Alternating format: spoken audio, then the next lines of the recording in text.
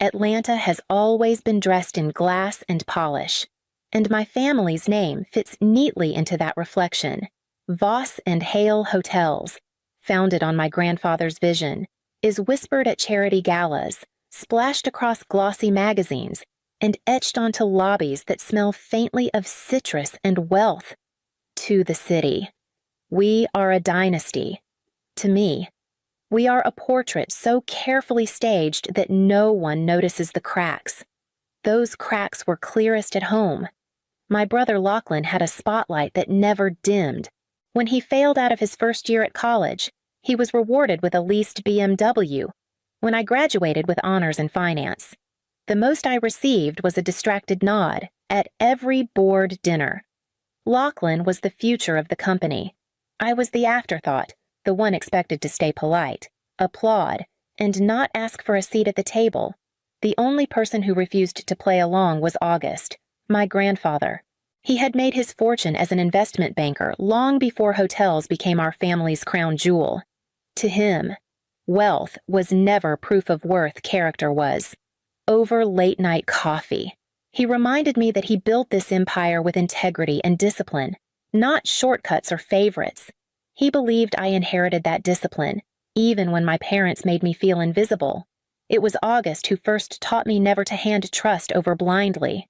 Years ago, after an accounting mix-up quietly drained one of my accounts, I learned my lesson. I created a structure of protection's dual accounts, automated alerts, and one last safeguard, a decoy safe code. If anyone ever pressed me for money under the guise of an emergency, they would reach only the surface, never the foundation. It wasn't cynicism that made me prepare. It was survival, growing inside a house where love was conditional and trust was currency. And I carried that preparation with me as I stepped toward the first real opportunity of my career, ready to finally prove I didn't need their stage to shine. The morning light in Atlanta carried a different weight that day. For once, it wasn't filtered through the shadow of my family's expectations. I was packing for Chicago, rehearsing the cadence of my pitch in my head, the slides etched into my memory after weeks of work. It wasn't just another client meeting, it was the kind of opportunity that could push my career into its own orbit, separate from the Voss name. I ran through the numbers again in the cab to the airport, tapping notes into my phone, careful not to let nerves disguise themselves as doubt. I had earned this pitch through long hours, referrals I chased myself, and a reputation I built without leaning on the hotel empire. For the first time, the success or failure of something this important rested entirely on me. That thought steadied me more than it shook me. Before leaving, my father had appeared at the doorway to my apartment, arms crossed, voice sharp with that familiar edge. "Don't embarrass the Voss name," he said, as if my work would reflect more on him than on me. I didn't answer. Instead, I picked up my suitcase and walked past him, leaving his words to hang in the stale air like smoke I refused to breathe. On the way through security, I texted August boarding soon. "Wish me luck." A minute later, his reply flashed back. "You don't need luck. You're ready." Julia sent her own message.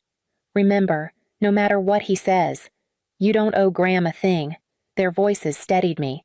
Two lifelines reminding me that not everyone in my bloodline doubted me. When the boarding call echoed overhead, I felt a flicker of freedom. This trip wasn't just business, it was proof I could live outside their shadow. I slung my bag over my shoulder and walked toward the gate, unaware that one phone call would unravel everything I thought I'd secured. I was seated at the gate, laptop open, rehearsing my opening line one last time when my phone lit up with my father's name. I almost ignored it. Graham never called me unless there was a reason to unsettle me. But the vibration rattled against the chair, insistent. I answered. His voice came through fractured, heavy with a tremor I had never heard before. "Callista, it's your grandfather. He's badly hurt. A fall. We need money for treatment. It's urgent." The words lodged in my chest. August was the one person in this family I couldn't imagine losing. I shot to my feet, the boarding call muffled by the thundering in my ears. "Where is he?" I demanded. "We're at the hospital," he said quickly, breath shallow. "They need payment before they'll do the scans." "Send it now." "Callista, don't think, just do it." In the past, I might have faltered, desperate to prove I was useful. Now, every instinct warred with the memory of late-night talks with August. Still, the panic overrode my suspicion. I opened my banking app, thumb hovering. Graham pressed harder. "You're safe, give me the code. Now." The old reflex clicked into place. I gave him the code I had built for exactly this moment, the decoy, the one that unlocked a separate account seeded with enough to appear real. 7 figures moved instantly into a quarantined pool. Every dollar tagged with trace flags and alerts that pinged Julia the moment they left. I canceled my flight, the email to my client drafted with shaking fingers, then drove straight toward Buckhead, the city skyline blurring past. My stomach churned, my heart torn between fear and a rising unease. When I pulled into August's driveway, my hands still clutched the wheel tight. And then the front door opened, and there he was, upright, calm, and holding the morning paper. August stood in the doorway, his reading glasses balanced low on his nose, the morning paper tucked under his arm. The sight of him so steady made my knees weaken. I nearly collapsed into his arms, but the confusion on his face stopped me cold. "Callista, what on earth are you doing here? Shouldn't you be in Chicago?" The words hit harder than a slap. My throat closed as I tried to explain. "Dad called. He said you'd fallen, that you were hurt, maybe dying." His eyes darkened. He stepped back and motioned me inside. Once the door closed behind us, he rubbed at his temples, heavy with the weight of something he hadn't wanted to say. He asked me to play along.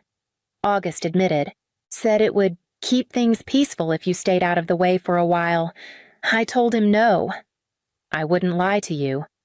I sank into his armchair, the same one I'd curled into as a child when he told me stories about discipline and fairness. My chest burned with betrayal. He hadn't just manipulated me, he had tried to weaponize the one bond in this family that was still unbroken. I opened my laptop, fingers steady despite the shaking in my heart.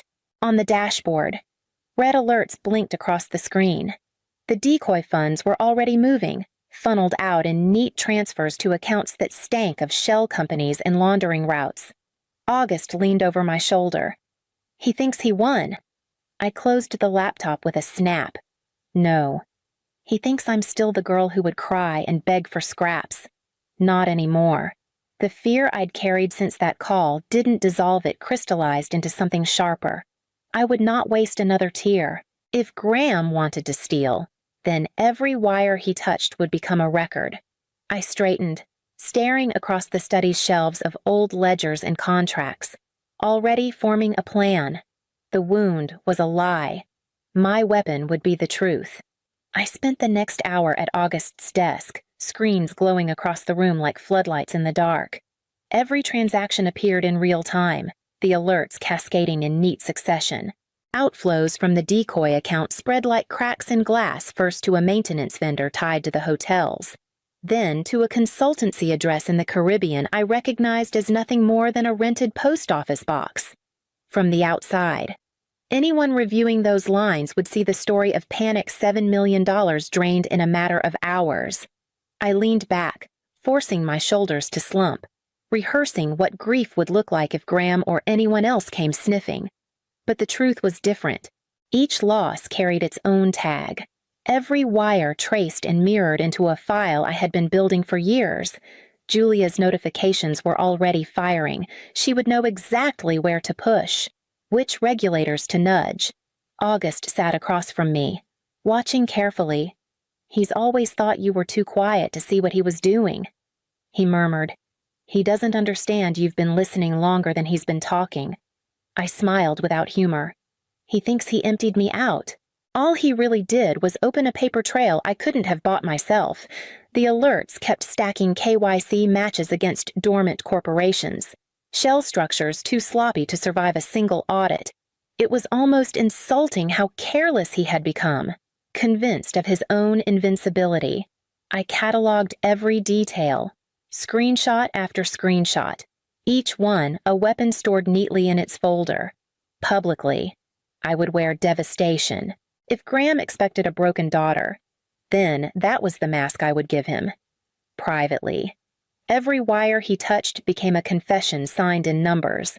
August poured us both coffee, his hands steady where mine burned with restless energy. "You'll have to decide how far you're willing to take this," he said. I stared at the screen. The final transfer flashing across the last of the 7 million moved into another hollow company, vanishing on paper. I exhaled slowly, almost laughing at the predictability of it all. From the outside, I had just lost everything. From the inside, I had never been more ready. August watched me, puzzled, as I pressed the heel of my hand against my mouth to stifle the laugh threatening to break free. It wasn't amusement. It was relief, the kind that came when a plan years in the making finally snapped into place. "Why are you smiling?" he asked. His brows pulled tight. I turned the laptop toward him, showing him the flagged reports blinking red. "Because he didn't take $7 million, I said quietly. He stole a tripwire. The memory hit me as clearly as if it were yesterday I was 22, working my first real job when Graham called late at night, insisting he needed immediate access to one of my accounts.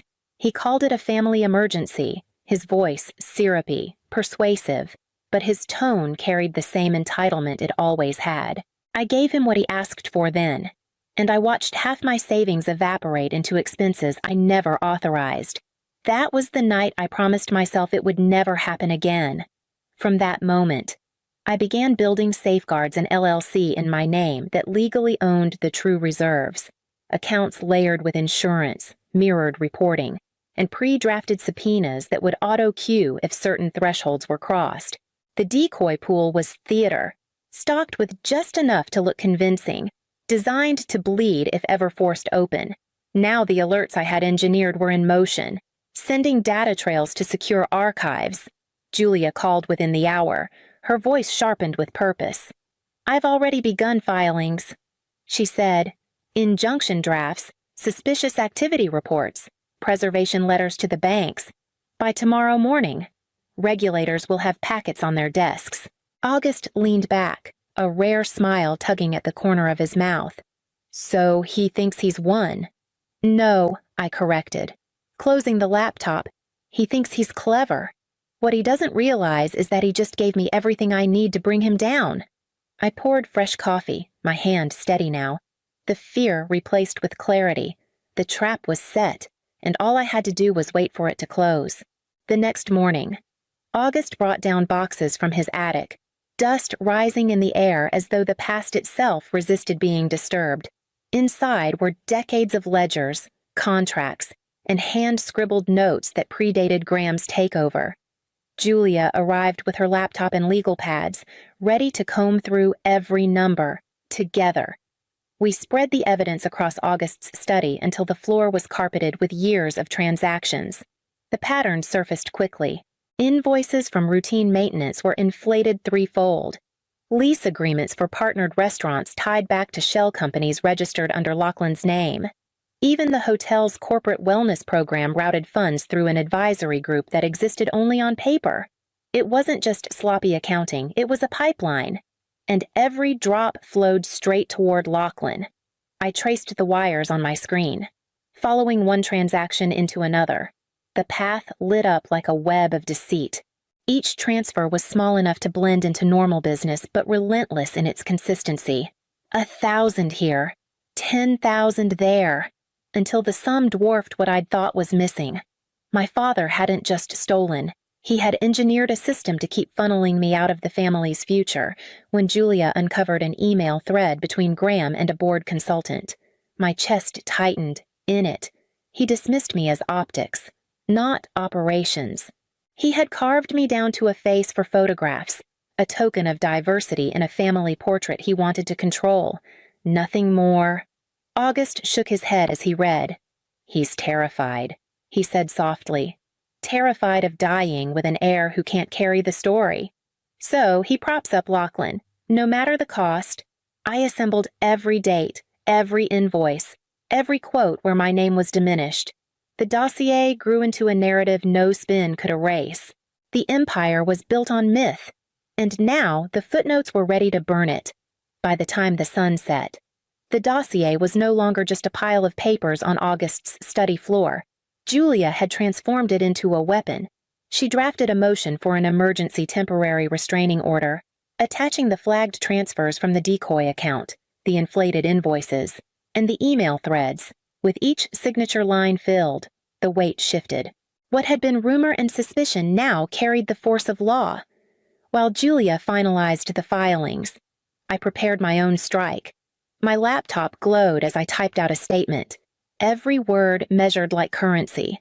I named no one, accused no one directly, but laid out the facts: a fabricated medical emergency used to coerce funds, the subsequent transfers into questionable accounts, and my decision to make the documentation public. Then I added a line I knew would matter most: my commitment to employees, to pay what was owed, and to transparency moving forward. When I pressed post, the effect was immediate. Notifications exploded across my screen. Investors who once returned my father's calls within minutes now stalled, cautious. Employees, some of whom I had never met, began forwarding emails, records of late paychecks, suspicious directives, even personal notes from Graham demanding silence. One message stopped me cold, an anonymous email with a single attachment. It was the office's shredding schedule for the next morning, complete with security logins and timestamps. The whistleblower's subject line was simple: for the good of the company. Julia skimmed it, her eyes narrowing. If they're moving to destroy records, we'll need preservation orders. I'll get the regulators moving tonight. The walls of the hotel empire, once so impenetrable, now carried the faint smell of smoke. My mother finally whispered, "Callista, we only wanted I cut her off. You wanted control. And now it's gone." They didn't move as I gathered the papers and slid them back into my bag. Their stillness was almost eerie, like they were trying to imagine a version of me that would fold again. But that version no longer existed. I walked to the door, the sound of my keys sharp in the quiet, and knew the next time I faced them, it would not be on their terms.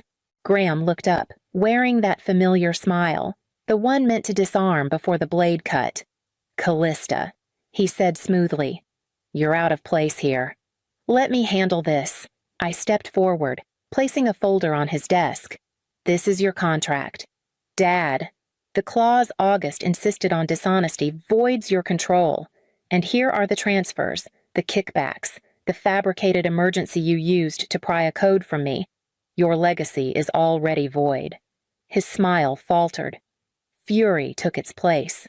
"You think you can run this company? You're too sentimental for hard business. You'd ruin us to prove a point." Before I could answer, the door opened again. 2 federal agents entered, badges raised, followed by state investigators carrying preservation orders. Julia's filings had reached their mark. Devices were seized, files bagged. Lachlan's face drained of color. "I only signed what he told me," he blurted. "He promised to fix it. I didn't know it would go this far." Graham slammed a fist against the desk. "Coward." Then he turned to me, voice sharp. "I did this for the Empire, for Lachlan. It has to look unbreakable, even if it means breaking you." August stepped forward, his voice calm but firm. "Legacy without integrity is only rot." The agents led Graham out as the judge's TRO came through, and in the silence that followed, I felt the weight of the Empire shift toward me. Weeks later, the fallout had settled into something sharper than silence. Graham faced charges that would keep him tangled in hearings for years. His reputation shredded faster than the papers he'd tried to hide. Lachlan, cornered by investigators, admitted to the gambling debts that had quietly bled him dry and fueled the shell companies, in exchange for cooperation. He entered treatment, a coward's retreat softened by the faintest trace of remorse. The board moved quickly. Graham was stripped of his seat, and under the clause August had protected, the court named me interim CEO. It wasn't a coronation. It was a responsibility, heavy and unglamorous. But mine, the decoy funds cycled back intact. Proof that my preparation had held, I directed them first to pay back wages, then into a scholarship fund for employees' children, naming it after August. One evening, I rehired the night manager my father had dismissed for refusing to falsify occupancy numbers, watching the man shake my hand, relief written across his face. Felt more like victory than any courtroom ruling. That night, I stood on the rooftop of our flagship hotel with the staff gathered around, opening the books for everyone to see. The city stretched out in lights below, and for the first time, the empire looked honest. Later, I sat with August, the skyline flickering behind us. He admitted his deepest mistake had been confusing loyalty with lenience, letting Graham's ambition grow unchecked. Legacy, he said, isn't inherited, it's earned. Over and over, I agreed. Watching the hotel lights burn steady against the night, they weren't props in someone else's performance anymore. They were lamps I intended to keep lit. Every day, on my own terms.